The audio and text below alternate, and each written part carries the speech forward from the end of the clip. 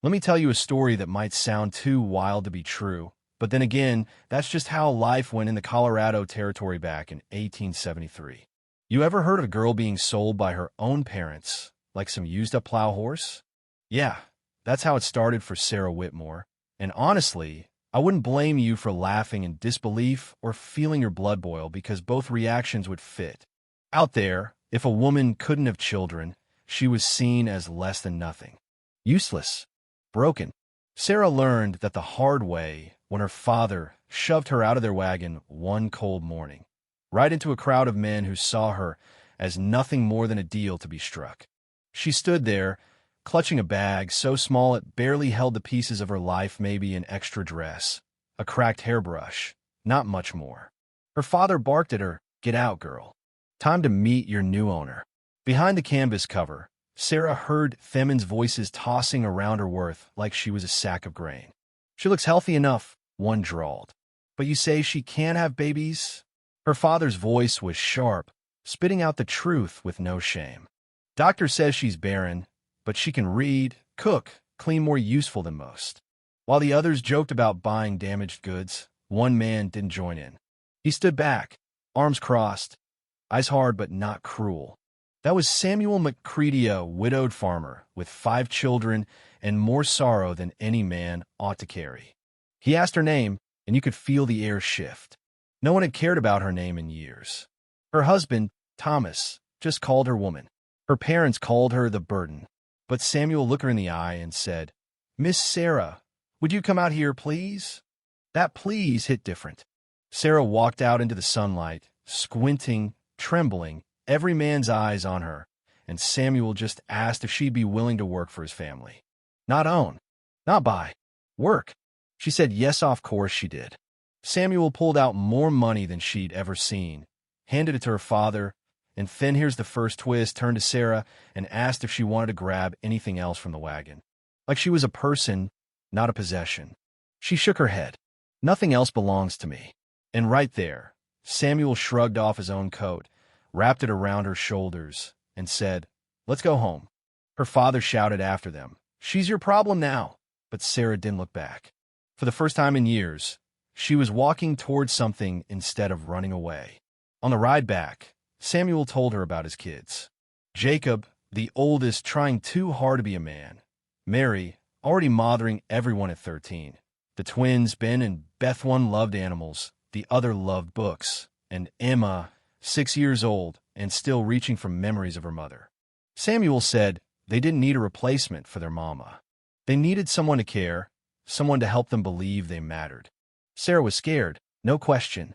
"What if I'm not good enough?" she asked. Samuel just shook his head.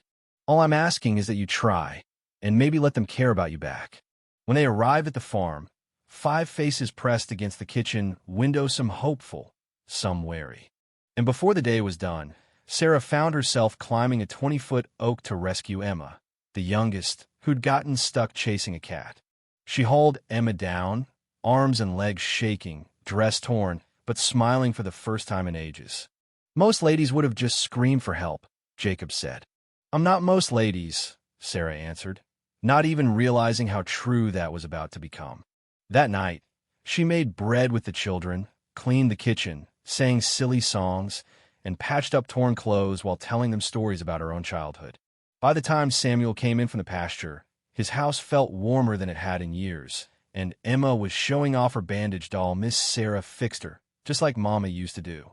At dinner, the kids chatted and laughed and shared their worries, and Sarah felt something she hadn't felt in so long, like maybe she belonged. But this isn't a fairy tale, you know? Word got around fast, and soon enough, here comes Mrs. Caldwell, self-appointed guardian of everyone's morals in Cedar Ridge. She showed up, tight-lipped, furious, warning Samuel about the impropriety of having an unmarried woman in his house. Sarah wanted to disappear, but before she could flee, the children lined up Jacob, Mary, even little Amato defend her. "She's made this house a home," Mary said. "She's our mama now," Emma whispered. Mrs. Caldwell wasn't moved. "Either you marry her, or she goes." Pressure mounted, and Sarah knew what it meant. The community could turn on them in a second. But before any decision could be made, a blizzard swept down from the mountains, dropping a tree that trapped the family in the house for a week. It was a test, and every day brought new challenges. Sarah kept the kids busy games, chores, stories, and found new ways to heal their hearts. When Emma's doll tore again, Sarah fixed it with steady hands, telling her sometimes broken things can't be fixed the same way, but they can be whole again, just different. The children listened, learned, laughed. By the time the snow melted, they were more than just a group of survivors. They were a family, bound together by something stronger than blood. But you know how stories go just when things settle. Trouble comes riding up the trail. That spring, 2 men arrived, Sarah's father and Thomas, her former husband. Thomas brought marriage papers, and all the old shame-claiming Sarah was his, that she had to come home. "You belong to me until death," he said. But the children stood between Sarah and her past, defiant. "She's our mama now," Mary said. "You threw her away once. You don't get to pick her up just because your next choice didn't work out," Samuel told Thomas. For the first time, Sarah said no, not with fear, but with the strength of a woman who'd found her worth. She looked at her father and at Thomas, and then at her family. "I choose to stay where I'm wanted for who I am, not what I can give." The church bells rang that Sunday, the whole town forced to take sides. Some people glared, others smiled, but when the local women led by Mrs. Patterson stepped up to Sarah after church and welcomed her, everything changed. "Mothering isn't about giving birth," Mrs. Patterson said. "It's about giving love." The family walked home, stronger than ever. Then tragedy struck. Emma fell from the hayloft, breaking her arm and nearly dying. With no doctor nearby, Sarah drew on everything she'd learned as a girl, set the bone, and nursed Emma through the pain. She fixed Emma like she'd fixed that doll, showing the whole family that being broken just meant you knew how to heal. When Emma woke, the first thing she said was, "Mama Sarah, I'm glad you know how to fix broken things." That moment, more than any contract or ceremony, made Sarah the heart of their home. Spring came, the land bloomed, and the official letter arrived. The homestead was theirs. The family danced, hooped, and finally saw a future they could claim as their own. At supper, Samuel looked around the table and thanked Sarah for giving them hope.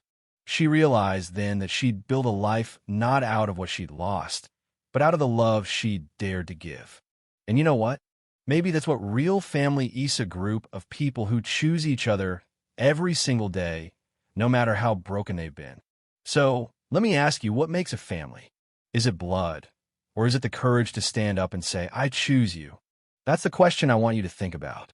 Do you believe in second chances, in worth that isn't handed out but earned, in families built by choice instead of fate? Let's hear your story. What would you have done in Sarah's shoes? Share your thoughts below, because right and wrong, justice and love, those are things we build together, one hard day at a time.